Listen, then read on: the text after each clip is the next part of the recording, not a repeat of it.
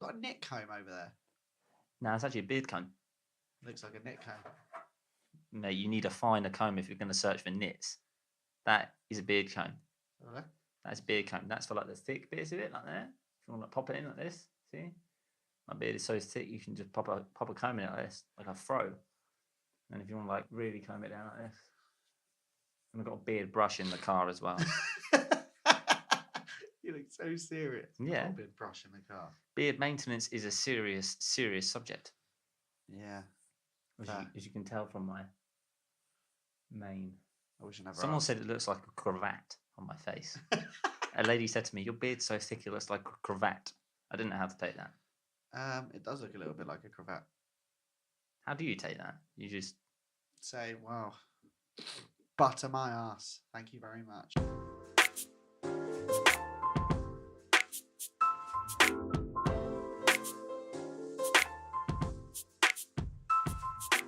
Good morning, good afternoon, good evening, and welcome to another episode of Glass Half Film. I'm really glad I didn't mess that up, Sean. Well done, mate. All things considering, with this gack mouth that I've got going on at the moment, with this ulcerous tongue. It's horrible to look at you with it. Thank you. It's all right. Is ulcerous a word? No. All things considering, I did just say ulcerous, and all things considering, we've just hit our first stumbling block. I can't say that phrase, so... No. There we go. Trying. Thank you. Well, welcome back, everyone, ladies and gentlemen. Another week has gone by, and we'd like to welcome you back to A Glass Half Film, our podcast. We're going to take a look back at the week's film and TV news. A bit of a subject going on this week, which we'll delve into later in the show as well. A tipple or three, to be precise. And on the subject of 3 as well, we'll be discussing my review of 3 and Under of the glorious, epic movie. I did watch it. Describe it to me with your face. That's a good face. Okay, it gives me an inkling. I might put up a photo of that just so people see it. Yeah. There's dead behind those eyes. Dire probably describes that face, doesn't it? Yeah. But yes, we'd like to welcome you back. Last week was quite a fun show to edit, I'd like to say as well. Yeah. It was a long one. There was some quite strong ales and beers on offer, thanks to Jimmy and the crew at Brewdog. Mm-hmm. So there was 40 minutes at the beginning of just us continuously laughing that I had to edit down. Yeah, I mean, I was getting annoyed at you for ages, and then I couldn't stop doing it. No, later. so we had to cut that down. But yes, what I did notice throughout, and I did get pointed out to me by a couple of listeners, were a couple of mistakes.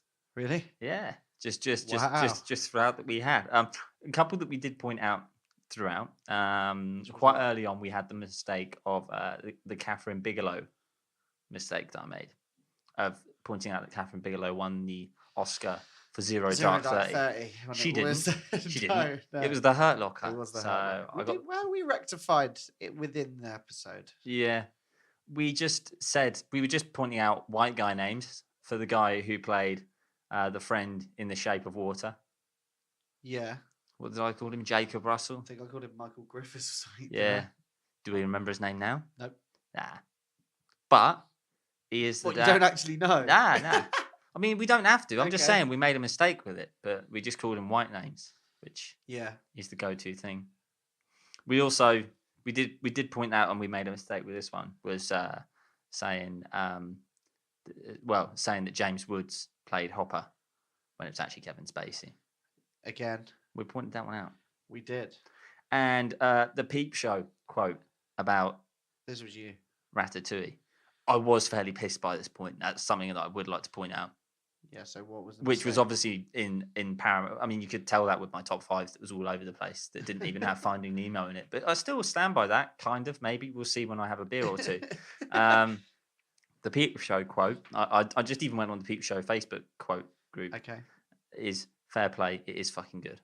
about Ratatouille. So Right. I'd like to make that clear. But mistakes out the way. Let's delve into our first beer of the evening. By the Sean. way, I hope we're not Ah. going to just I don't know. I just thought I'd pick talk up the about our mistakes. mistakes. Well, I you thought they were know? quite funny. The fact that we just, completely got Catherine Bigelow's first Oscar completely wrong. So Yeah. I mean, I don't think Zero Dark 30 was even out the same year. yeah, and it really wasn't that good. I think it is good. Yeah, Hurt Locker was much better though, and I memorable. haven't seen it. Oh yeah, very memorable. You couldn't remember the name. Ah. Okay, first beer. Hit us, Sean. First beer is called Pompalmacello. Oh wow, you are so cultured. Pompalmacello. Pompalmacello. Pompalmacello. Okay, this one is tart and juicy IPA with grapefruit juice, grapefruit zest. Oh, fruity. I like a fruity one. Puppet. There's yours, mate. Okay, where's this from then? This This is a Siren Craft Brew. So this is I've from never heard of it before. from Siren Craft Brew. Simon Craft Brew. Pompalmacello. Like you said, I don't think I'm very cultured. Is it Italian? Yes, I don't know. Take a swig though. Let me know. That's a sour beer, mate. Oh, for God's sake. Ah. I've got an ulcer too. What? Why? Why would someone do such a thing? Is this what you meant when Jimmy texted you in the car? Jimmy did. I mean, Jimmy, in fairness to him, What? this was again brought to us by Brewdog in Southampton, but Ellie picked these. Oh, Ellie, thank you. She picked them. Did she know? Probably not. She probably doesn't. Did care she for know us. about my love for sour ales? It's very, very. When it says tart and juicy, This is tart. I'm fucking. This yeah. is like the Cat Slater of ales. Yeah. This is tarty. I haven't really. I'll have another sip. See what. Yeah. Oh no, it's all right. It is fruity, but it's quite nice. It's quite easy. 6% though. Right. Just by the way, Luke, if Luke's being weird during this episode, fucking hell, his face. I just want to try and get a picture of his face at this moment. Luke has been unfortunately stricken with this ulcer on his tongue, which is gross. He sent me a picture of it before, and it's just not nice. And obviously this sour beer isn't helping that. So pray for Luke, everyone. I don't know. Maybe it is. Maybe it's numbing it. Who knows? But I probably am talking like. You've got an ulcer. Yeah, pretty much. But let's move on to the news. Sour news. I'm panting a bit from this sour beer. It's what it does to me. Just down it. We even had one on Saturday when we popped into Brewdog. Do you remember? I tried some. You tried one, yeah. Oh, accidentally. Didn't like that. Didn't like that either. What do you do to me? Movie news. First of all, we watched it. The Ant-Man and the Wasp trailer. We were hit with this week. May I add the official trailer, which I have a bone to pick with the official trailer. Since when did we have to start calling things the official trailer for things? Because of knobheads on YouTube. Yeah, I guess. which I think moves on to just a quick side point on the main point there of the official trailer coming out. You've seen a lot of these fake trailers coming up for things like the Friends movie. Oh mate, yeah. You like these gullible people that get like Oh mate, yeah. sharing. Oh my god, have you seen the Friends movie that's coming out? Facebook was rife, wasn't it? No, it's just like put together with clips from shows. Every other show. Exactly. I remember because there's like obviously they make a big deal on TV when the Friends characters cross over, and then I remember the episode that Matthew Perry was in with Courtney Cox. I don't know what it was for. I never watched it, but I remember the advert and the clips even from the advert. And people were like, "Oh my god!" I'm like, "How dumb have you got to be?" But well, let people have their moment in the sun. I suppose. Yeah. But hey ho, Ant-Man and the Wasp trailer, part of the Marvel Cinematic Universe. We've been hit with that trailer this week. Came out yesterday, day before. We're recording this Yeah. on There Wednesday, was so like a teaser on Monday. hey, of Did course you we have a see- teaser trailer. Did you see the teaser for the trailer? No, It's actually quite funny. So it was the. I don't like teasers. Just give me the whole thing. I know, no, but this was a teaser for the trailer. Yeah, But anyway, let me explain. It's the red carpet. It's the red carpet for Black Panther, and then it just zooms down to a tiny little poster that says Ant-Man and the Wasp trailer coming tomorrow, and I thought it was funny. oh, easily pleased, aren't you? Yes. Carry on. Anyways, Ant-Man and the Wasp trailer. Sean, do you want to take it away? You love a bit of Marvel film. Go on. It was good. Yeah? Yep. Following on from the Ant-Man. The Ant-Man? Is it the Ant-Man? I can't just call him Ant-Man. Ant-Man. It's Ant-Man. Ant-Man. Where is this taking place then? Following on from Ant-Man. Well, it seems like it's just after Civil War. But also, I don't really get where it is because it's out after Infinity War, I think. Yeah. When's Infinity War out? Summer. I thought it was like July. This was one of my Oh, main fuck questions. The no. first thing I wrote down was time frame in universe. Where are we? I thought this was after. I'm a bit thrown by this. Yeah, I thought it was after Infinity War, but they don't mention it at all, and that's supposed to be like a catastrophic event. So I'm not really sure. I'm not really sure where it is. No I know idea. Black Panther's defo before because it's out in 2 weeks. That's about all I know. Yeah, definitely. But yeah, we've obviously following on from Skat and Hank Pym on their great adventure. First of all, we now have the Wasp joining them, Evangeline Lilly from Lost. Yes. What is her name in this? It's not Janet Pym. That's the mum, isn't it? Yeah.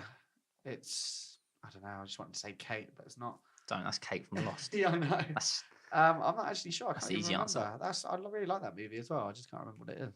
oh well. That's nice of you, Sean. But but anyways, I mean, I wasn't too sure on this. I mean, it was quite an easy trailer. It didn't really give too much away. Who's the villain? We don't know. There was someone in some sort of suit, but at least they didn't go down and do the whole easy sellout thing of just wearing some sort of Ant-Man or Wasp suit and going sort of shrinking and blowing up like Ant-Man or the Wasp do, like they did in the first one. So I'm glad there wasn't someone doing that. I did like the first one. I like that, but I just like the fact that the villain's doing something different, or at least they could. Well, be. we don't know, do we? We don't know, but hopefully they are. Same. But there was a lot of that going on. A lot of cars blowing up and shrinking down. There was a building that did that and turned into a case. There was a bloody Hello Kitty Pez thing. There was. That was good fun. And Ant-Man goes to Giant Man again. There was with the Wasp running over a knife. There was. That was a good scene. That was. It looks alright. I'm up for it. I do have there was a gripe. There was a tiny clip of them in the, in between worlds thing where he went at the end of the last one. So maybe they go and get his mum. Exactly. No, her mum. Yeah. That'd be good. I thought that as well. I thought that. Yeah. That'd be good, wouldn't it? Janet Pym. Janet Pym. Because in the flashbacks no, was Janet Van Dyne. Oh, someone like that, yeah. Yeah. Sorry, yeah. I'm getting that mixed up, aren't I? Yes. Maybe Janet Pym is the daughter then. Maybe. No, I think it's Janet Van Dyne, but I don't know who. I don't know, mate. So many names. So little much, time. What about the boob suit? The boob suit. Well, the Wasp, she's got a suit that just shows her. She's just. That's not really needed, is it? But it's just like pecs on a suit, though. There's always pecs on male suits. Not always. Most of the time. I think there's one on the Ant-Man one. Is there? Yeah. Didn't really notice that. It's because you weren't paying attention to the boobs, were you, on the man? Jesus, I've been found out. I'm a bloody pervert. That's it. I knew it. I didn't even know it. God, I've got some real thinking to do. Inwards thinking. Inward. God, Sean. Well, there we go. Ant-Man and the Wasp trailer. I mean, I've found myself. Was that your only gripe with it? Yeah, just the boob suit, really. Oh, okay. I just think it's normal. I don't think it's making it look like a tart. Unlike this sour beer. Unlike this sour beer. You love it though, don't you? You're having a good time. No, we'll see. I do quite like it. It is a bit sour, but it's nice. What do you think of this Ant-Man and the Wasp thing? I don't know. I like Ant-Man. I think he's good. I think it's like less serious Marvel. It's a bit like it doesn't take it. But it doesn't, you've got that sort of stuff going on now with Thor Ragnarok, and they Yeah, sort but- of they yeah, but try to do the that stuff first anyway. Ant-Man was before Thor. Yeah, but Ragnarok. Thor's much better. And you've But got that's the not the Deadpool. point you're making, is You've it? got the Deadpool stuff going on now as well. Yeah, but that's separate. That's Fox. If you don't like Ant-Man, just come out and say it, mate. I liked it. I just think Ant-Man 2, this trailer didn't really set the world on fire for me. Nah, but I didn't, the first one didn't really. I don't know. I think it'll be good. I don't think it will do as well as any of the others. No. I'm surprised he got another one. But I'm quite glad. I think it'll be quite good. I've Yeah. watched it a couple of times, the first one. That's all right. Yeah. So yeah, we'll see how that one pans out. We've got 3 Marvel films this year anyway. We've got Black Panther coming out 14th Feb, haven't we? So Yeah, and then I think it's Infinity War, then this. yeah. I think. And then I don't Captain Marvel, I think. Which there was some stuff released this week for that with There Brie was. Larson in the suit. So we'll the see suit. how that pans out. But Ant-Man and the Wasp, we'll see how things go on that. Next bit of news, the British public voted for in a survey, I believe carried out by Empire, the top 20 villains in film history. Oh, really? Yes. Cool. I'm not going to go through the full top 20. I'll give you the top 5. Okay. Top 5, yeah. And then if there's anyone in there that you think they've missed out, just give me a hold up, wait a minute. Have you got the top 20 there? I've got the top 20, yeah. So if there's anyone that you're like, shit. Number 1, Darth Vader. That's the number 1. Yeah. You should have gone 5 to 1. I'm sorry. We've had this discussion before, haven't we? Number 5, Hannibal Lecter. Oh, wow. I probably would have pegged him as number 1. Number 4, Hans Gruber. Who's Hans Gruber? Oh, Come on. of course. Number 3, Loki. What? Number 2, The Joker. Which Joker? Heath Ledger. Okay. And number 1, Darth Vader. Loki is in Yep. Marvel Loki. Yep. Is Number 3. he more scary than Mike Myers or? Mike Myers makes it at number 20, Sean. Oh wow! Was any of the Was any of the? So was that the only like horror one up there? Was it, like, Jason Voorhees? Jason Freddy Voorhees. Krueger? Jason Voorhees isn't in there. Freddy Krueger is in at 18. I would have said Michael Myers was more scary than a lot of. Oh yeah. Let me breeze over these. I want you to I want you to really there's someone in here who's going to blow your mind that he's in the top 20. I think. Is there going to be like a Jack Nicholson Shining? Is he in there? He's not in the top 20. Really? Yes. Wow. Okay, so omissions from the top 20 that blew my mind. Yeah. Jack Torrance from The Shining. Yep. Michael Corleone from The Godfather. Oh wow. No, what? As like. He's a villain. You Yeah. would say that he should be in there. Of course he is. Yeah. Sharon Stone from Catwoman. She's not in there. I actually had to think about that. You had to think about that for a second. I forgot that film existed. Yeah. Went to see that in the cinema. Yeah, but no, genuinely okay. Those two I was thinking of. You could even argue for is it Alex from Clockwork Orange? Yeah, of course. What? Not in the top. He's not in there. Let me have a breeze over this top 20. Number 7, Kylo Ren. Shut the fuck up. I'm serious. Number 7 is Kylo Ren. Oh my god. It's my handwriting though, so I don't care. Just get it in. I don't think you're gonna be able to read it. Here I am. Scribbles. Gruber, Lecter, Kylo Ren, Voldemort, the alien, what the xenomorph, yeah. Mm-hmm.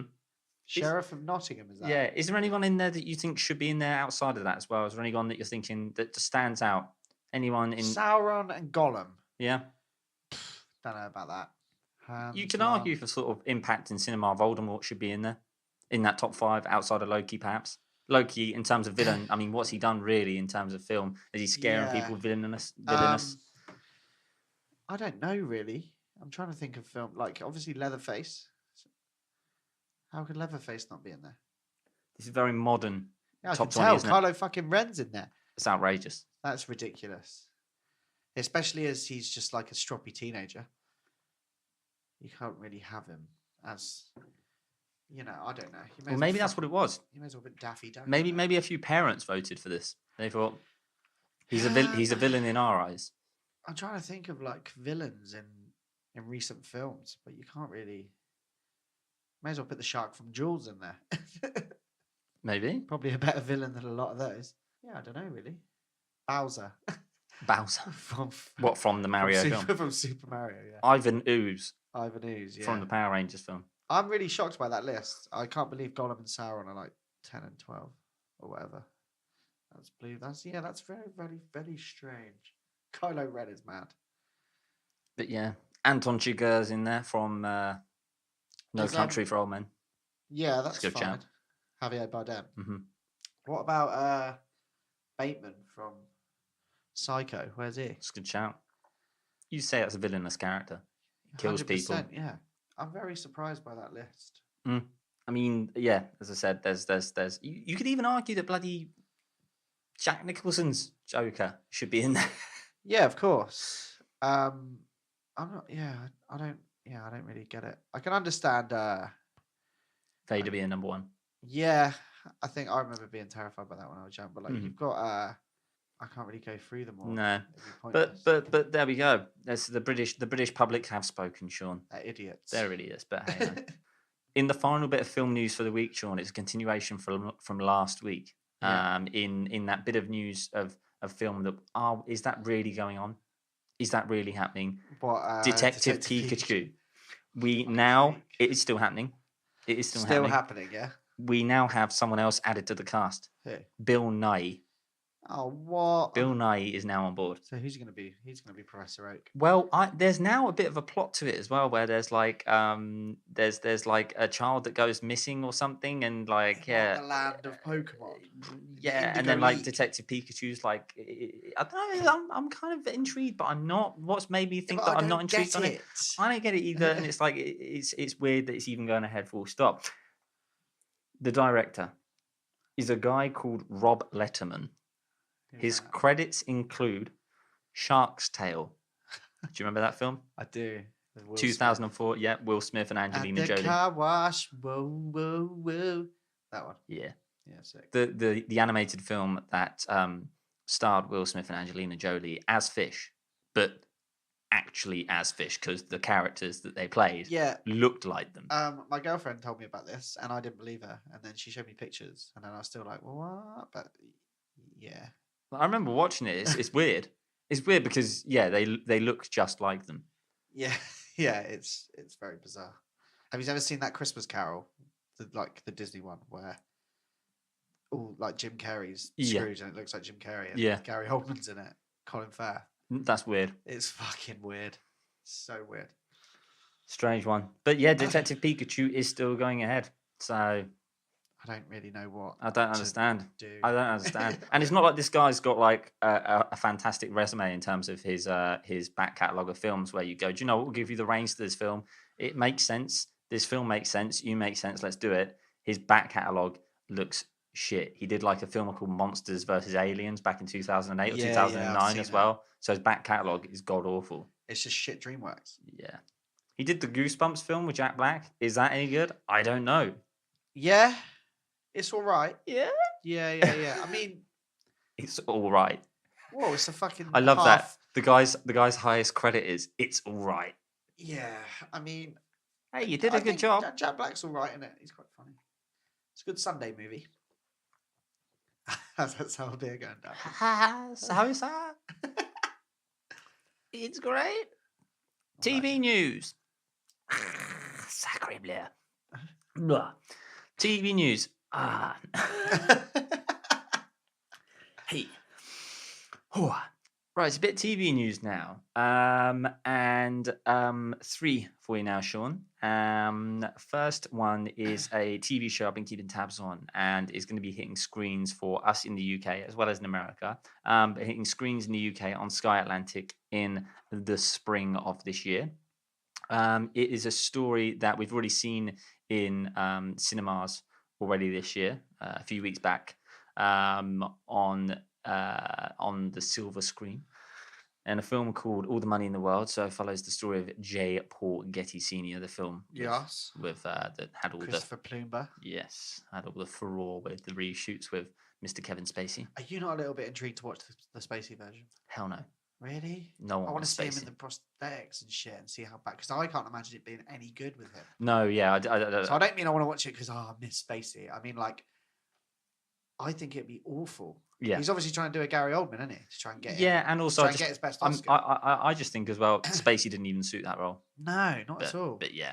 But anyways, this is a new sort of take on the story. We've got Danny Boyle at the helm directing this series. Sweet. Donald Sutherland playing J. Paul Getty Sr. Okay, there before he dies. Yeah. And Hilary Swank is also on board in the cast. Huge mouth. Absolutely. Well pointed out. Thanks. Hilary Swank with the mouth of Gert mouth. the massive mouth. Biggest mouth in Hollywood, some say. Do they? I don't know. Ben Affleck will. Would he? Don't know. Why would Ben Affleck say that? You're just calling. Don't know. Wow. The rumor mill has started. Ben Affleck would say that. I like that. But yes, and some fantastic writers on this as well. I can't name them, but I just know that they're fantastic writers because I read it somewhere. I'm not even going to contest that with you. Good. Believe me. But it's out in the spring, FX, and it's going to be shown on Sky Atlantic. Cool. And Now TV if you want to bloody stream it whenever you Sky want. Atlantic normally do all right, don't they? Yeah, they do all right on this, don't they? So yeah, that's going to be hitting the TV in spring. Cannot wait. Good, because you're going to have to, because it's not spring yet. Okay. It's still bloody cold. Isn't it cold in spring? Well, no, spring has sprung, so it'll be slightly warmer, Still cold though. but it'll be a little bit warmer. The leaves will be. Hold on, going- landing in the spring. Isn't Yeah. that like soon then? Yeah. Okay. The way Yeah. you were saying it was like it was going to be later. That's all Like right. next spring. Ah, you'll be all right. It's coming. Oh, we in spring. It's coming. Okay. It's coming. It's coming. The The next bit of news, and I don't know if it'll really affect you, but I'm a huge fan of the show. It's Always Sunny in Philadelphia. Yeah, I like it. I haven't watched it half as much as Okay, a lot of other people. Okay. The 12th season finished up in November of last year, Yes. and in the finale, one of the key characters, Dennis, played by Glenn Howerton. Is Dennis the brother? Dennis is the one who. Yes, the brother of the bird. The brother of D. the bird in it, Yeah. yeah. As in the bird. As in she looks like a fucking She bird. looks like Big Bird, yeah. She looks like a bird. That is a joke on the show, people. I'm not just being mean to a woman there. Why? What? It's I'm saying not being bird me. un-PC. Huh? It's saying bird me. No, as in I'm not saying like calling a person saying that they look like a bird. Okay. I'm not just pointing out a person's flaws and saying they look like a bird. I'm saying that they Yeah, it's got a huge beak, massive feet, 3 toes. wings Uh, and she shits out of trees. she takes you under her wing. She eats food and regurgitates into her children's She mouths. doesn't use her arms to eat. She just uses her face. Impressive. There you go. But anyways, back on track. Glenn Howerton, who plays Dennis in the show, who is the innovator of the Dennis system as well, which is a great system. You should read it. It's fantastic. I haven't watched more than 2 series, maybe. It's great. Maybe 3. It's superb. It's just laugh a minute stuff, and I recommend that anyone watches that show. It's probably the funniest laugh like out loud show I've watched. Yeah, it is. I mean, I'm keeping you awake here, Sean. Sorry. I'm yawning while That's all right. Yeah. Talk about something I care about. Oh, Jesus. I'm only kidding. Good. All I right. am going to watch that show more. Bloody best I do. do like it. It's funny. Good. It's quite outrageous. But Dennis, he left the show on a bit of a cliffhanger last season with, spoiler alert, potentially having a son and running Well, away. It's is fine. this you spoiling shit? Not again? really. There's so much shit that goes on in the 12 seasons of the show that there's so much stuff that goes on. Sean, don't matter. But he has confirmed that he will be back for the 13th season. He was supposed to be going off and recording some other TV show, but they're separate entities. He's confirmed saying that they're separate projects, and it's not going to stop him from coming back for this 13th season. So we can all rejoice that the gang will be back in full unity. But yeah, and final bit of TV news. Want a bit of a Spacey run at the moment, Sean. Obviously, we just mentioned Spacey on the whole trust thing with the whole J. Paul Getty Sr. and all the money in the world type thing. Sorry to give Spacey all this airtime. But House of Cards have cast 2 new characters or 2 new cast members. to the show. Are they getting rid of his character? Do you know? I believe so. So they're not like just recasting him. No, well, I don't think they've really I don't think they've really I actually think- confirmed what they're going to be doing. Because I think they should just recast him. I don't think they've actually said what they're going to be doing yet. But then again, I haven't actually watched it since the third. I don't think it is good though, and it's a shame that Kevin Spacey's such an asshole. Yeah, because he's really good. it's only when they remind you what he's done, you're like, oh god. I know because he's in a few of my favorite movies ever. Yeah, like LA Confidential, Usual Suspects. Usual Suspects, man. Usual Suspects is in my top 5 ever. I remember watching that round yours when we were like 14, man. Yeah. Like the twist at the end is one of the best ever. And he's in 7 as well. He's just been in a lot of good movies. And it's just a shame.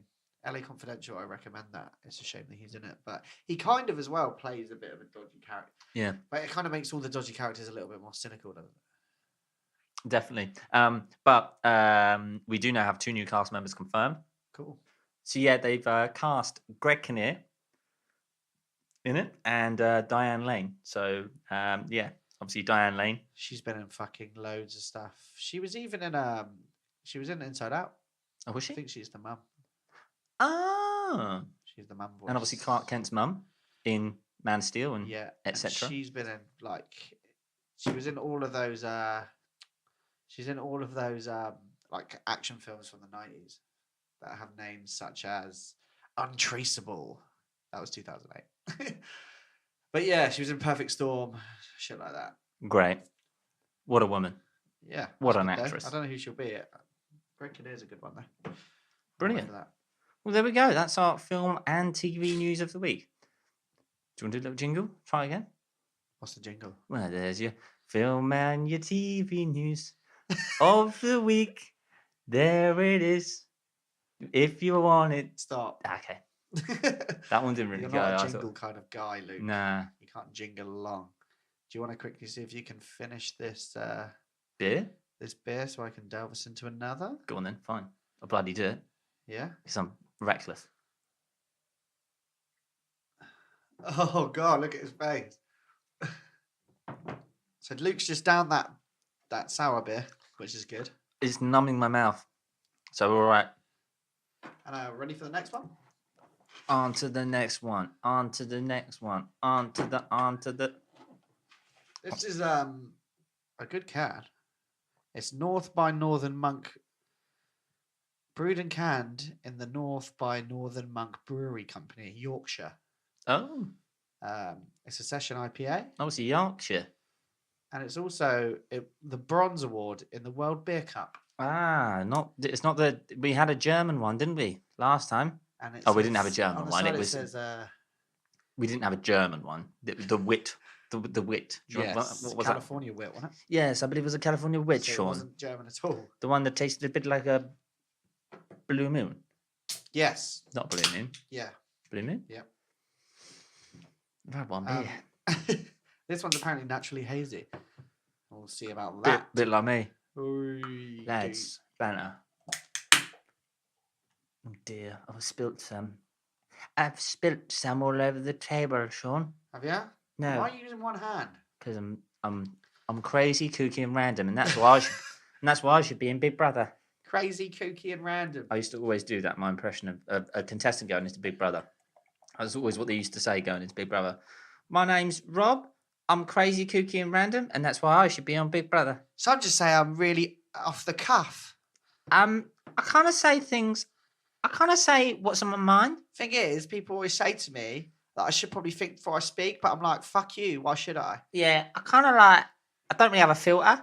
I just kind of say what's on my mind. So people love me just for like who I am. I'm not like pretending to be like anyone else. Yeah, I kind of just do what I want, and I don't really like care what people think about me. And that's just the blokes. Don't even get me started on the slags that go on there. This. And let's try. I'm back in the room. Let's try some of this. Good health. Chin chin. Yeah.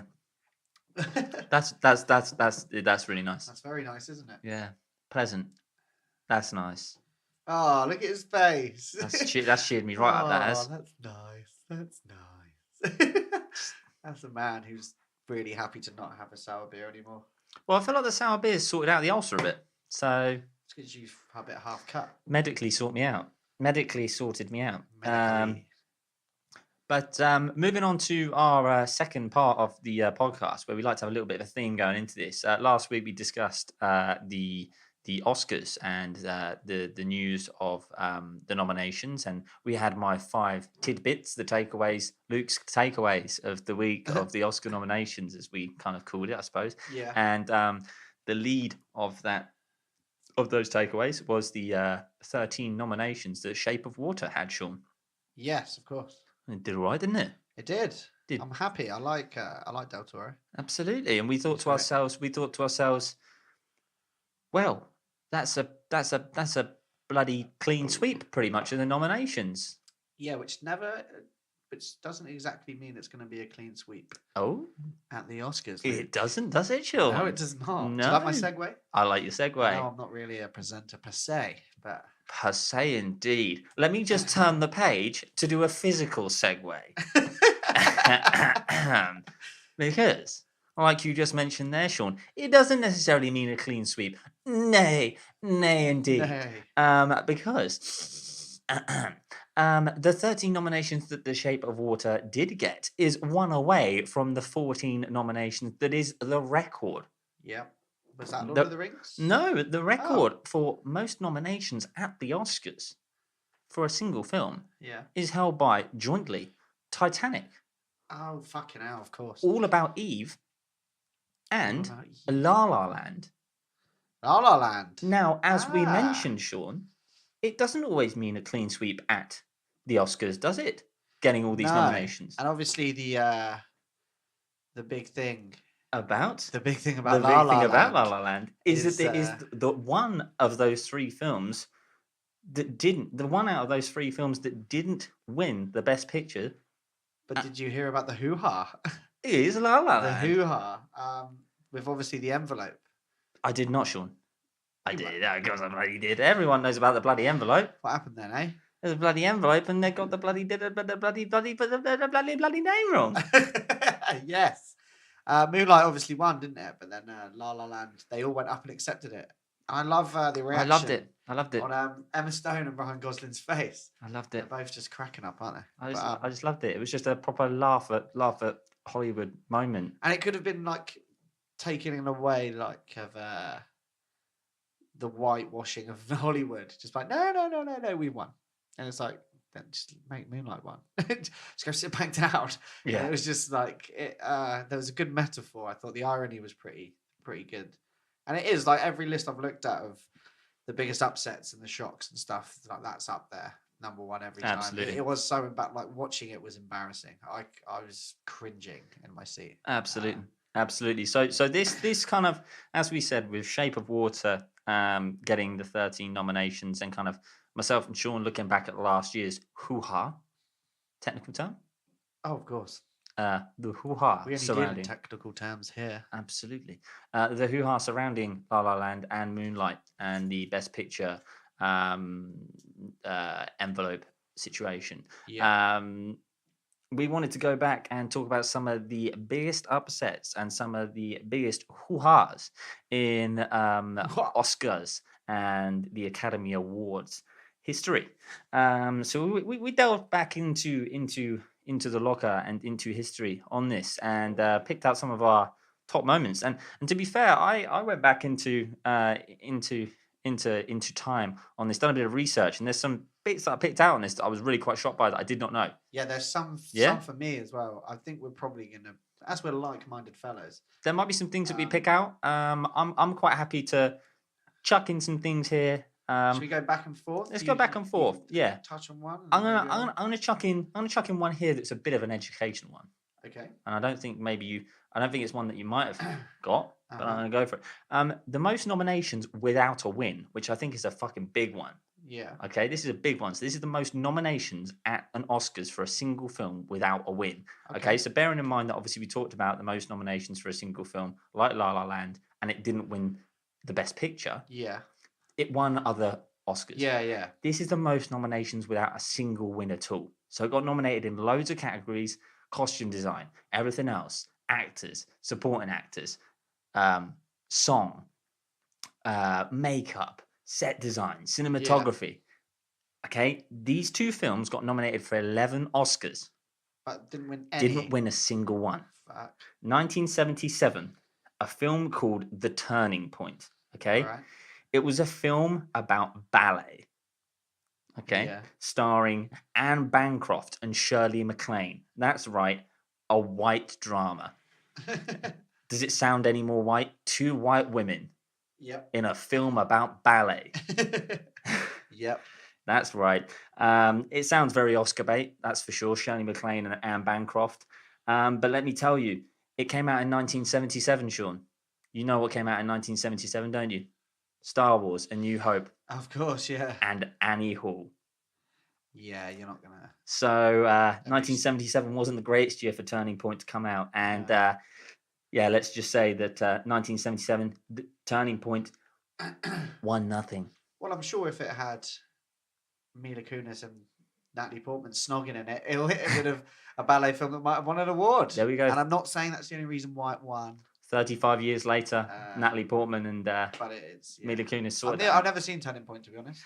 But yeah, so I couldn't tell you if it's any good or not. 8 years later, it happened again.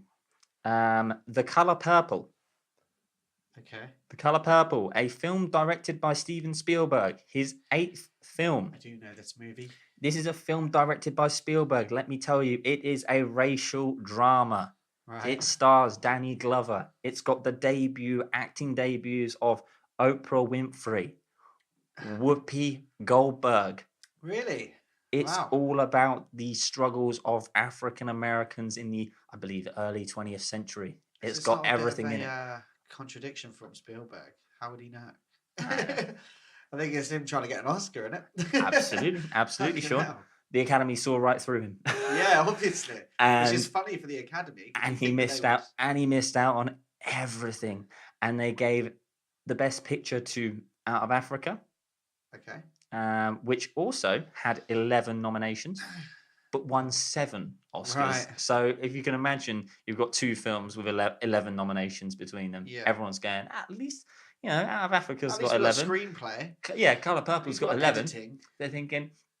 One of the good things I noticed about in this Oscars as well was Lionel Richie was up for 2 Oscars in like I think it was songwriting. Yeah.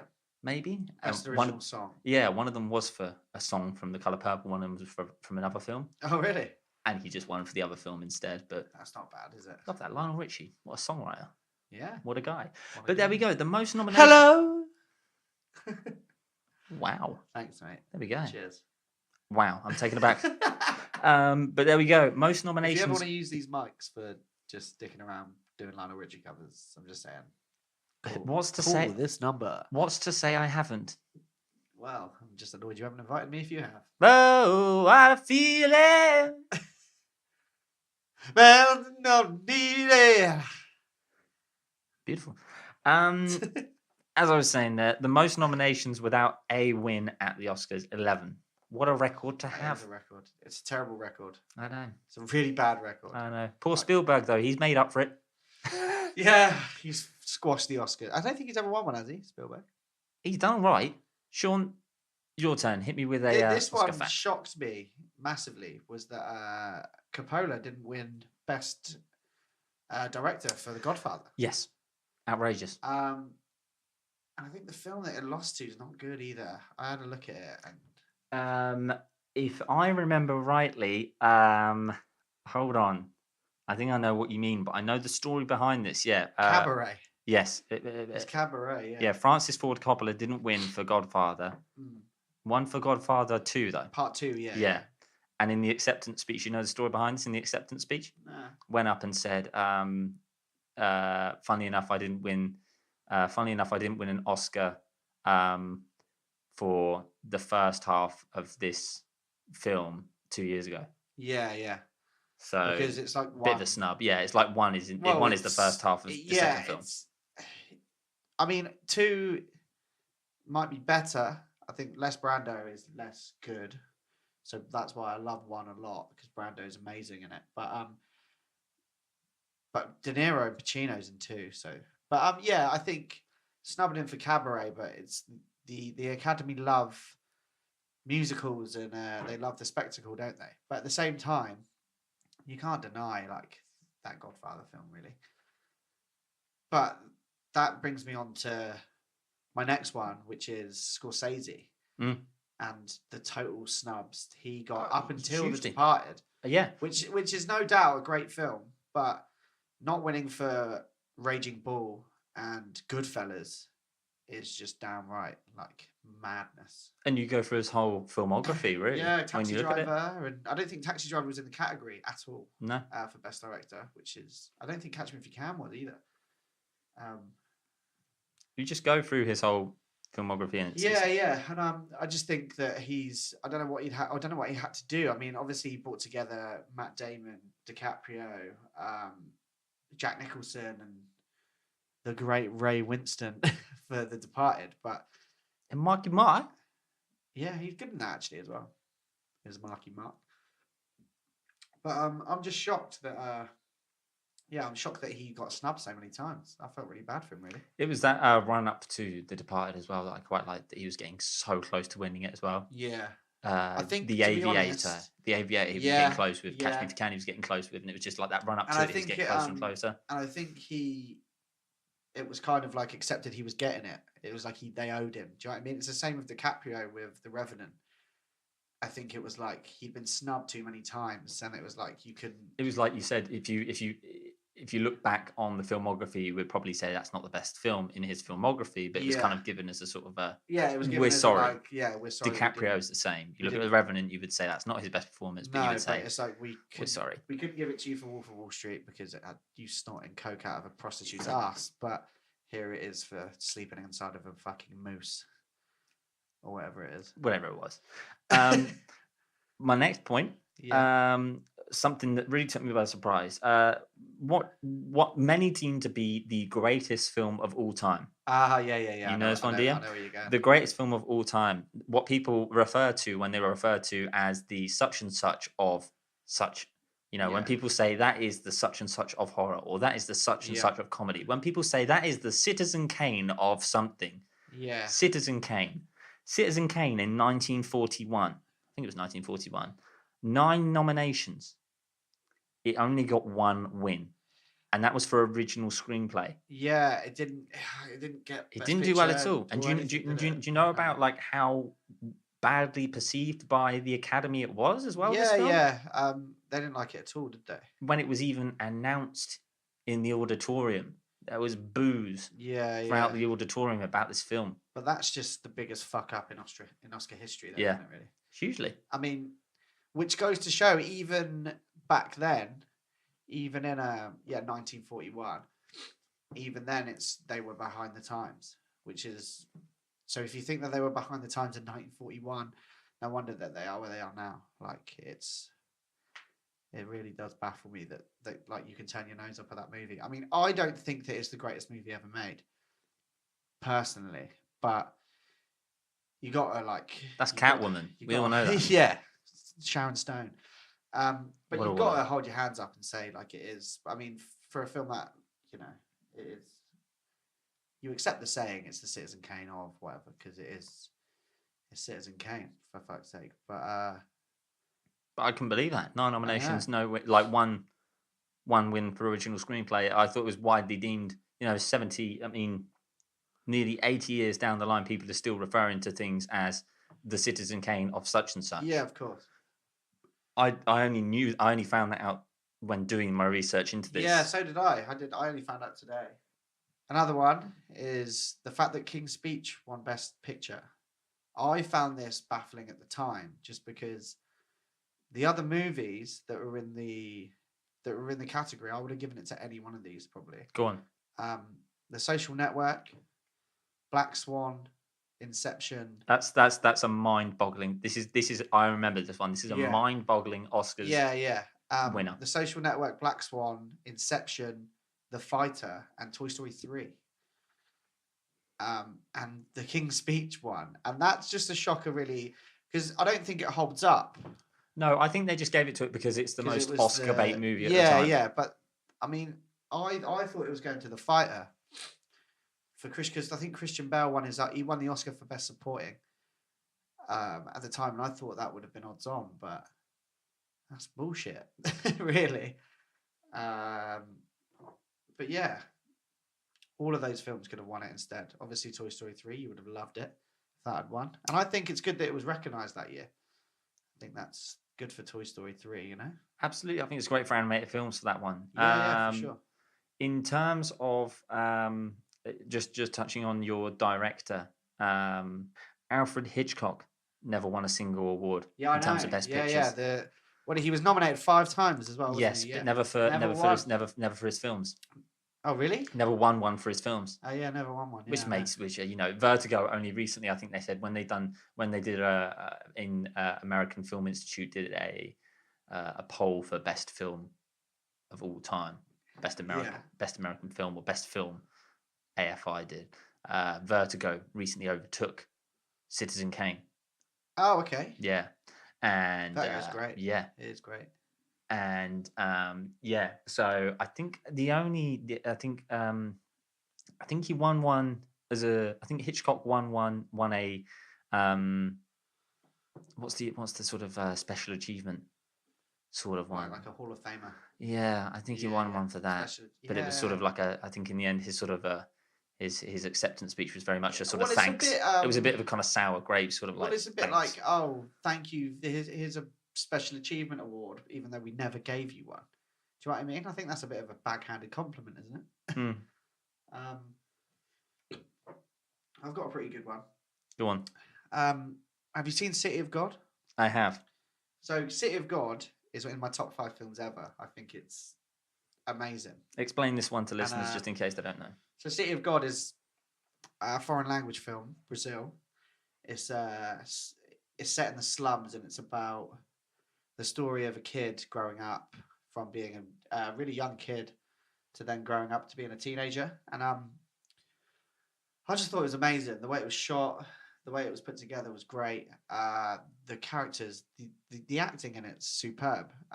There's a documentary recently on Netflix about where they go visit all the characters again, all the actors and actresses, and yeah, I can't believe that it wasn't even nominated for Best Foreign Language Film the year it came out. But I'm reading here with apparently the Best Foreign Film has been notorious throughout the years for being the most poorly run. Yeah, I have heard that as well. Yeah, it's the most poorly run category on Oscar night. So it seems a bit like it's a bit shit that they just kind of don't give a shit about the foreign language films, especially when the film like that misses out, because in a lot of like top 10 lists you'll see of movies, it does creep in there, and yeah, it's a bit strange that it never got the recognition it deserved, maybe from the Academy, but that's probably not the only time we're going to say that this evening. Definitely. I think we're going to finish this up on what I would describe as, in terms of if we're going to do an individual Oscar ceremony and an individual Best Picture after what you just said about King's Speech. Mm-hmm. What probably is the biggest, most undeserving Oscar and most undeserving Oscar for Best Picture? I think I know what you're going to say. 2006. Oh no, I don't know what you're going to Crash. Say. Oh mate, yeah, uproar, wasn't there? Yeah, absolute uproar. So cast your mind back to 2006. It beat. Yep. Brokeback, didn't it? Yes. Yeah. Which just makes them look like a bunch of homophobes. It's like, why couldn't you just? It does, but when you think of when you think of the fact that Ang Lee actually won Best Director for Brokeback Mountain, the performances of Brokeback Mountain was something else. People were looking at Brokeback Mountain as actually being a fantastic film across the board. Yeah, I mean, it was all. People still talk about Brokeback Mountain. People were looking at Crash and they were going, "It was a bit of a car crash." Yeah, you don't want to say it, but it was a mess. Yeah, it was a mess of a film. It was like it was a bit of a kind of. It was a really poorly put together film about the racial hatred type thing. It was kind of thrown together in the kind of time frames that it was. It was like because of the period that it was set in, they were just like, let's take advantage of the fact that it is 2006 and all the racial stuff is going on at the moment. So let's just do it because it's going on. And it was like, fine, we can win an Oscar for this because we can do. And let's throw all these B-list, C-list actors at this, like Matt Dillon. And I can't even think who else is in it because it's that poor of a fucking cast in it. Yeah. Whereas with Brokeback Mountain, you've got Jake Gyllenhaal, Heath Ledger. Do you know what I mean? You've got a great cast in it. Yeah, and it's a good movie, man. You know, it's a shame that. And then you even look at the other ones in this. You have Capote in it, which had Philip Seymour Hoffman winning Best Actor for it. Yeah. You have Munich as well. Yeah, Eric Bana. Yeah. Yeah, I don't know. It's a strange one. It was like they got the envelopes mixed up, basically. Yeah. So that was an awful one, and I think that's the one where people go, that's the most undeserving Oscar for Best Picture, but also like Brokeback Mountain is one of the that should have won it. So people were really pissed off with that one. Can I just do a couple of honourable mentions? Go on. Honourable. In kind of underdogs. Go on. So first one, Forrest Gump winning Best Picture ahead of The Shawshank Redemption and Pulp Fiction. Yeah. I think that needs props. Kevin Costner beating Scorsese. That's not good for Goodfellas with Dancing with Wolves. I mean, fair play, but that's madness. Rocky winning Best Picture. That was over. Hold on. I know what that was for as well because I went back and I looked at that. All the President's Men and Network. Network. Yeah, that's what I was thinking of. And the other one is Adrian Brody winning Best Actor. For Pianist. Yeah, for The Pianist, yeah. And Roman Polanski winning Best Director that year as well. Yeah, and I just think it's good when you get an underdog. And also the other one, Braveheart. Roman Polanski won Best Director that year. Yep. And Adrian Brody did for Best Actor when he was up against Daniel Day-Lewis. For Bill the Butcher. Yeah. In Gangs of New York. And Martin Scorsese. Yeah. So Roman Polanski was going through, so listeners might not know, Roman Polanski, the Shame director, was still going through this for like, is it rape cases and like everything else? He was like banished by Hollywood. He was banished by America, but he was still nominated for an Oscar for some reason, for some wild reason. And he all these accusations going on. I love that Gangs of New York film as well. Yeah, people loved that film. Daniel Day-Lewis's performance was fantastic. Adrian Brody's performance was fantastic. But let's be honest, Roman Polanski, a bit of that going on. So let's maybe not give him the Oscar. I know that you can say what you want about the movie if you've got your reservations about Gangs of New York, but Daniel Day-Lewis probably should have got that Oscar. I mean, fair play to Adrian Brody because, and he was so happy with it, he snogged Halle Berry, who was presented him with the award on stage. That's how chuffed he was. But just a couple of underdogs. Yeah, like I said, Braveheart won Best Picture at the time as well when that came out. So it's good to have an underdog. But obviously that Scorsese snub, I probably would have just been like, never nominate me for anything ever again.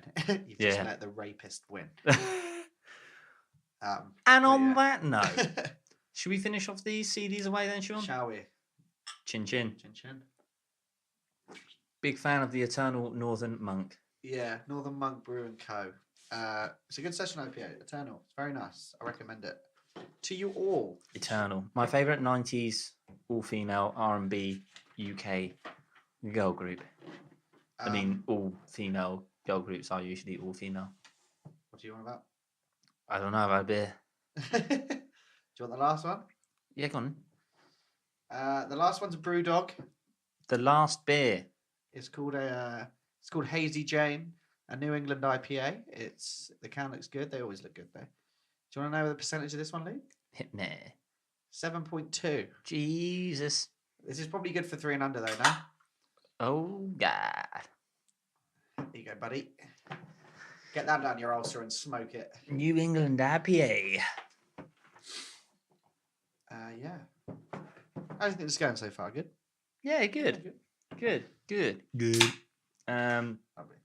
Yeah, so that was our Oscars themed sort I of. enjoyed that actually. Yeah, so I thought I sort of go over a bit of a theme. And sorry, I didn't get to touch on. I meant to hit you with a bit of movie news earlier, Sean. By the way. Oh. to go for our theme for next week, by the way. And that was that the fact that there was a bit of a interview this week that went on. Bit of an interview. There was a bit of an interview this week. Wesley Snipes, an interview with someone that I saw, that he had an unmade Black Panther movie from the 1990s. Shut. And it got me thinking, and we'll touch on this in the end of the episode, it got me thinking about unmade movies. Yeah. So Yeah. I mean, we could do a bit of a thing next week we could have about a some little of come our back with that. favourite unmade movies that have gone on. I've got a good one off the top of my head. Well, there we go. Next week, we'll touch on this at the end of the episode, but there we go. Wesley Snipes as Black Panther from the 1990s, though. I mean, He could have been fucking good. I mean, he had Blade going on, but it must have been around the same time. Well, I'm assuming that yeah. Black Panther. So I think next week we can discuss, some of the movies that maybe make it, following on from that news about Wesley Snipes and Black Panther in the 90s. But we'll touch on that at the end of the episode. This is, what is this? Hazy Jane? Have a little sip of this before I go into the... Oh, I've spilt more on the table. Do you mean to go on? Hazy Jane, yeah. You want to taste? Yeah. Mm. Oh, I like that. It's bloody nice. That tastes a bit... That tastes different to anything that we've really sort of had on this. Yeah, it tastes a little bit like... That doesn't taste like 7.2%. That tastes way too easy for 7.2%. Yeah, it tastes a bit like...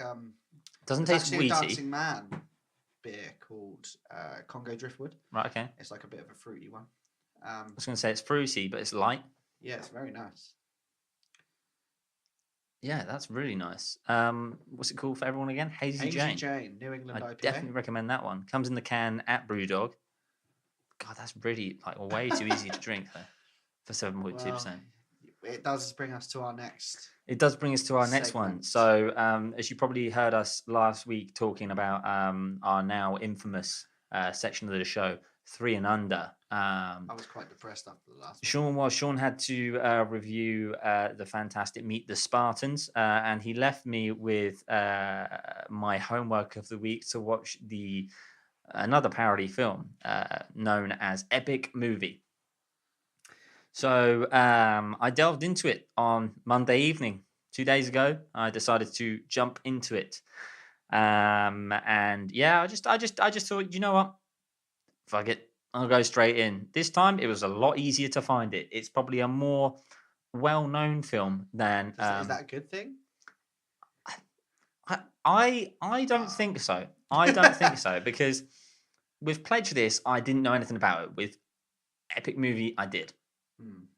Epic Movie, I know that it is of the Scary Movie franchise. I know that it is of the Disaster Movie franchise. I know that it has got similar lines to the Meet the Spartans franchise, actually. I knew straight away it did because it actually had Anna Faris in it. Is she in it? Anna Faris is in it. Oh, fucking hell. I think she recently split from Chris Pratt. They were together. Did you not know That this? was the most, the happiest relationship of all time, you would have thought. Oh, yeah. But, Laugh a minute, I'm sure. Yeah, well. But then he was like, "Oh, I don't do Parks and Recs anymore. Can you?" And she's like, "Well, I don't do scary / epic movies anymore." So she was in it, and Matey. These are my notes. Matey from Harold and Kumar. I subsequently found out it's Kumar from Harold and Kumar. Okay, yeah. So yes, Epic Movie. It's a parody movie of, as I said, in a similar vein to Scary Movie and Disaster Movie. It says what it does. What it says what it is on the tin. It's a movie that parodies. It's a tin, okay? It's a tin. It's a parody movie. It's gonna parody the shit out of all these blockbuster movies. Everything that is released under the sun in a space of 2 years. Okay, so as it cuts through the first 5 minutes, you see all these shit actors and actresses with no real sort of credits under their belt, but you know them from stuff for one reason or another. The story tells us that there's 4 orphans. Again, it's similar to Narnia, and they win a trip to an epic adventure. Epic as fuck, I bet. Yeah. It pans to something, and Anna Faris is running through a museum. We start to realise that actually what's going on is that she is parodying the Da Vinci Code. Oh, fucking hell. Yep. Really? I then realise something's up.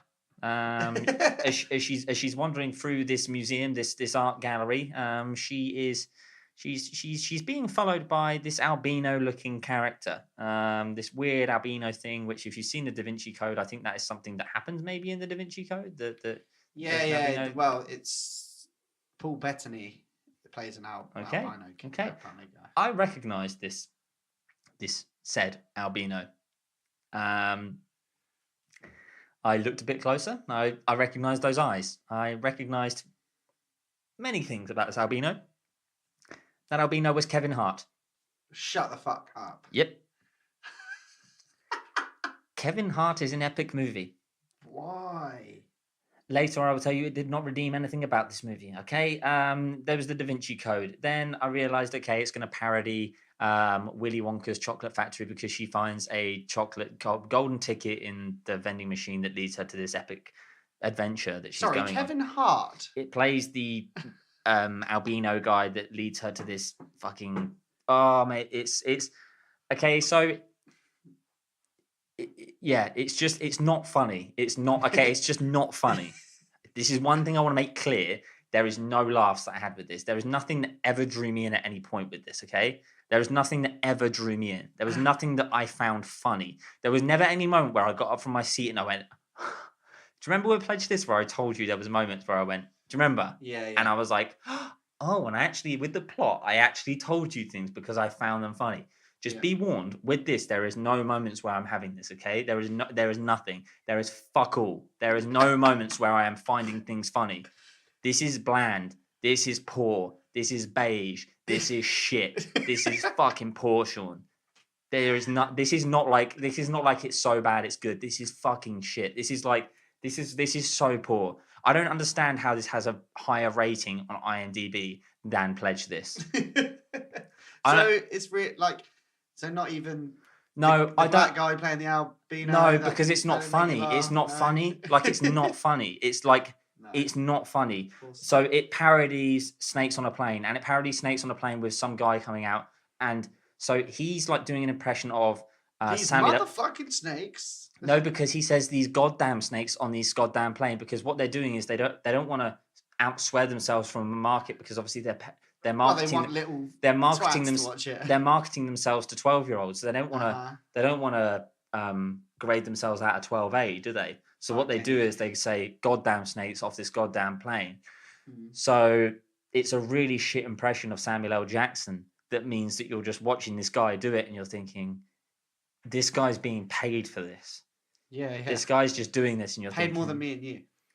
Yeah, I mean, it's just awful. And he does that, and then it goes to a high school where there's these really poorly portrayed X-Men that are being parodied as well. And first of all, you see this guy who's staring at this portrayal of Mystique, who's doing this sexy dance against the locker. Is it Carmen Electra? It's Carmen Electra, Sean. The ever-present 3 and Under. Yeah. God bless her soul. The first queen, the first lady of 3 and Under. The first lady of 3 and Under. I feel like something we're gonna do in this room. Okay, the room is coming together, people. We have the table, we got the mixer. We're starting to get things come together. Something we're gonna get done next week is we've got the soundproofing coming in here, so the sound will improve. I think we're gonna start filling the room up with maybe some memorabilia from film and TV. Carmen Electra. She's got to get a poster she needs to get a poster in here because for the first 3 films that we've watched from 3 and Under, to have her be starred in them is something else. That is something else. And one of them, because the parodies are fine, but she's in Pledge List. So yeah, she played herself. So it's not. Pretty good. Because she's that kind of actress, though. She can play herself as well as playing a sexy Mystique. It's pretty good. It's pretty good. So 0 jokes are hitting. Next thing. There's a Willy Wonka factory. Blah blah blah blah. There's a wardrobe. The 4 characters. They're there. Kumar, Anna Faris, British guy, black girl. They end up going into Narnia. They're the 4 orphans. Blah blah blah blah blah. Nothing is hitting. No jokes at all. It's a sign of the times. They're just doing jokes about the times. They're doing jokes about cribs. There's a joke about cribs that's going on. You know, like the guy who's doing Mr. Tumnus from Narnia. He's like, "Yo, welcome to cribs," and then there's Diddy that turns up, and he's like, "Here's Diddy," and they just do an impression of Diddy. They do impression of P Diddy, Puff Daddy, etc., etc. Yeah. And then they do like a then they actually do a parody of Kanye West, of his bit of the hurricane relief bit. Right. Do you remember when Yeah. the hurricane relief thing was going on and Kanye West was next to Michael Myers and he just said, "George Bush doesn't like black people." Yeah. They just went like, "The white queen doesn't like black people." And I was like, that's just really just out of the blue. Like, it just makes no sense. But I thought that might have made your lips quiver a bit and go, cracking a laugh. It didn't, because the guy, I couldn't actually tell it was Kanye West. I couldn't tell it was Kanye West because it was such a bad parody. Like, it was just a really, I couldn't tell. Like, it was only afterwards when I realized what was going on. I was like, like a couple of seconds later, I was like, oh, hold on. Like, because they were literally doing the cribs thing and then they cut to that. And I was like, so if you're going to do a parody, fucking do it properly. Yeah. That's all I ask of my parodies. It's a simple thing to do. Like, so then Kumar goes into the wardrobe and he stumbles out. And then what comes along? Here comes Stifler's mum. Ah, obviously. As the Ice Queen, and that black midget that's always in shit. And he's on the... he's the one in Bad Santa, yeah? Gary Coleman? Yeah. I forget his name. No, Gary Coleman's... Oh, no, We're just talking about Willis. Yeah, he's the other... The other what? That sounds like David Brent. I'm not giving you that. The other what? The other black midget. The other... Racist and shortest. Well... Have some beer. Fine. Have some beer. Yes. This is another segment we do called Luke's being a massive racist. I'm not being racist. Brought to you by Glass Half Film. They actually do refer to her as Stifler's mum as well. Oh, for fuck's sake. So it's like... That's just boring. But Kumar's like this whole, like, he's like trying to be meta without... He's not funny with doing it. At all. It's really shit pop culture jokes. Yeah, because the thing that I got with my one was... Obviously, it was pop culture jokes at the time, so they were parodied in like Transformers and things like that. But they weren't good. Yeah, this is what I realized. This is what I realized with this is that these shit pop culture jokes. You can see why these films died a death shortly after these films came out. You can see why this film and your film they died. Yeah, because it's just they're not even parodied. Like, they're not doing it because if you did a parody about La La Land, it's something you could get on board with because the subject matter's better, maybe, but it's still just lazy. Okay, so here we go. Quickfire. There's a talking beaver. None of this is funny. Harry Potter is now being parodied. Catching Jack Sparrow. None of the plot is mattering now, so it's just an ongoing barrage of pointing out, oh, that's obviously that, and that is obviously this. It knows it's constant parody. Signposting the fact that it could go into other parodies by walking past actual signposts that say Gotham City and Laguna Beach. Rap featuring Flavor Flav, and now a Pussycat Dolls parody which bleeps out random parts. Okay, now it's just following the story of the Lion Witch in the Wardrobe, essentially. Aslan dies. Oh no, wait, he's called Aslo. X-Men come back. Eagles of Death Metal play a gig in Fawn Ears. Softcore sex scene. None of this is funny and it's supposed to be.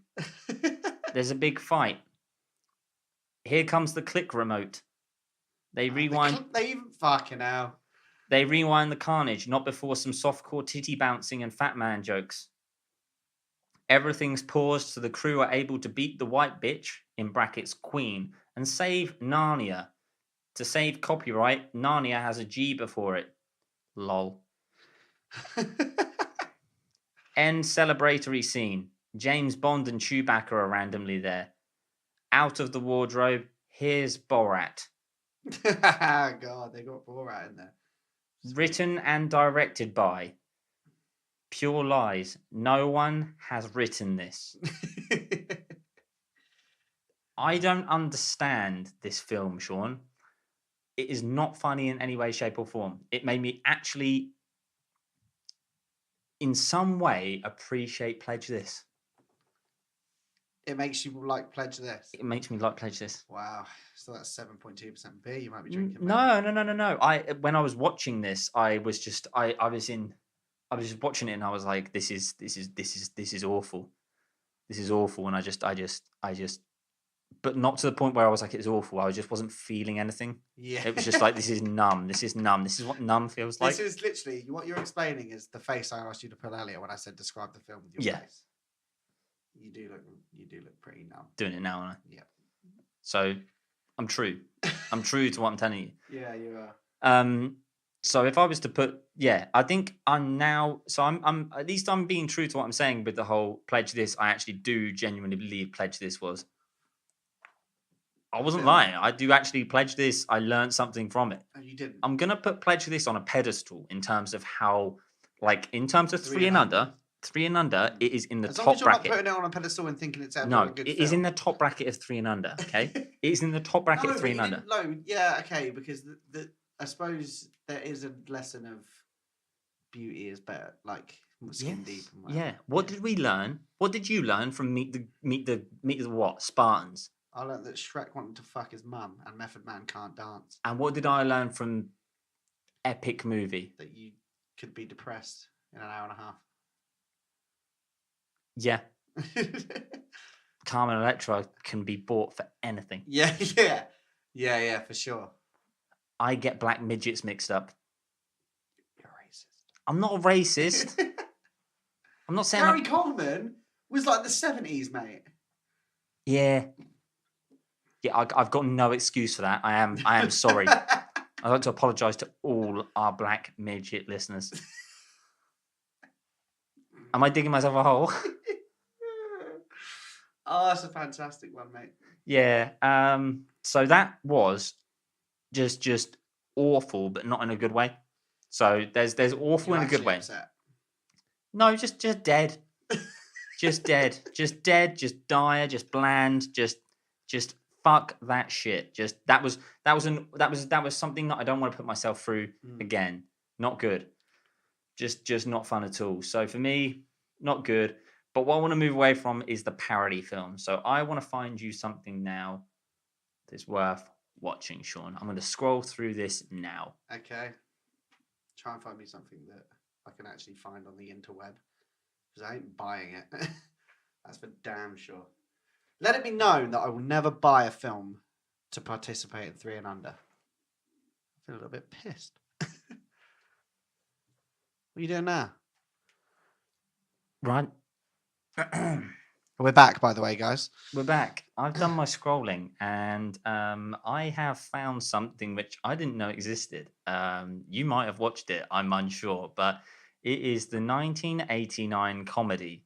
The cast is, I'm just gonna click on the full cast here because the cast is something that I'm a bit blown away by. The first 3 names give me some real hope in this. Hope. Yeah. Hope in terms of 3 and under. Yep. Come on, then, talk to me. Starring Adam Sandler, Billy Bob Thornton, and Billy Zane. Fucking hell. This film is called Going Overboard and was released in 1989. Never heard of it. It has 1.9 stars. Really? 1.9 out of 10 on IMDb. Sean, I present to you Going Overboard. Thanks, mate. That's all right. Well, do you remember how upset I was last time? Yeah, but this is not this can't be some sort of parody. So I'm quite looking forward to this one. And this is a genuine film. This is a genuine film, yeah. So trying to be a genuine film, I guess. Yeah. And this must be an early Adam Sandler one, probably like quite soon. It's got to be Billy Madison era. Yeah, well, this must be like quite soon after his SNL days, perhaps.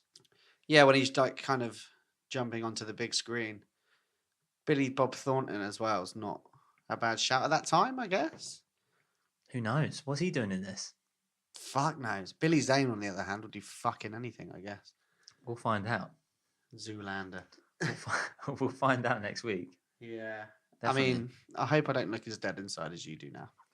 I'd like to think not, but It's on the It's not cards. a parody. It's not a parody. That's all I can say. Yeah, and I think, to be honest, the parodies, because we could just do parodies here and be very depressed, I think. Because the parodies follow the same thing. That's what And I was. it's That's what I was so hating. Poor. The fact It's that like poor SNL, isn't it? It's so bad. It's like really bad sketch shows. Because I don't like some of the SNL stuff. All the Donald Trump stuff's a bit shit, It's boring. and it's a bit like that.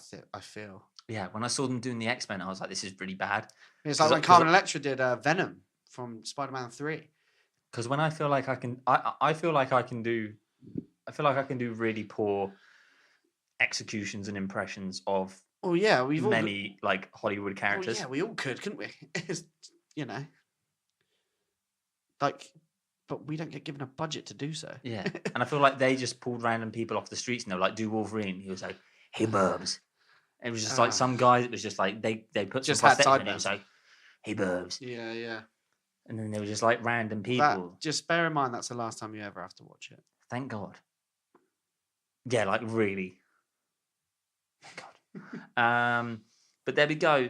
That kind of wraps things up. That 3 and Under is the last of the parody Mohicans. Yeah, I hope. I had to chuck in a dad joke. You never know whether they'll come back. Yeah, I hope not. There's a few more parodies in there. So what You I started reckon it. I just want to. Did I? Yep. You gave me Meet the Spartans. Sorry. Just saying, so it might come back to haunt you, Luke. God. But that's the last of that, and I think we've already decided then on next week's theme of yeah, we're gonna have a look at from films, the best films that were never made. Yeah, some of the best that never were. Yeah. Following I'm on looking from forward to that. Wesley Snipes' potential, what wasn't, Black Panther. Yeah, I'm looking forward to delving into that a bit, actually. Absolutely. We'll do a bit of research on that and reconvene this time next week. Certainly. We'll get this episode. If you guys just share this, comment on this, give us your thoughts. Let us know what beers you want us to try, what ales you want us to try, what films you're looking forward to seeing, what you're watching, what you're looking forward to seeing as well. Get in touch. We've got an Instagram, we've got a Facebook, we've got Twitter, all Glass Half Film. So, and we're open to discussion with each and every one of you. So please do get in touch. And thank you all so far for the likes and the shares that we've received. We really do appreciate it. We're having a lot of fun doing this. Absolutely. And even though it's a small community now, but it's a good place we're in. I'm glad. Absolutely. The conversation's the main thing. We're enjoying the community so far. We just want the conversation to keep going on. The community just to keep evolving and growing. Yeah. And as we keep building this show and continue to refine it in the way that we do. We know we can do better, but we're working at it. And we're going to keep going. And we've got loads of Lionel Richie covers next week. Yeah. Hello. You've done that one already. I know. That's the only one I know. And I only know Dancing on the Sea. We'll probably leave that, actually. If you could just like and share before we do. We'll leave the Lionel Richie. Maybe we'll cover some cameo. Word up. Isn't that the Cars song? Who's singing that? Let's leave it as that, Sean. Again, thank you for listening. Yes, thank you very much. Like, share, subscribe, tell all your friends, tell the family, and we will speak to you next week. Good night. Good night. Bye-bye. Ta-da.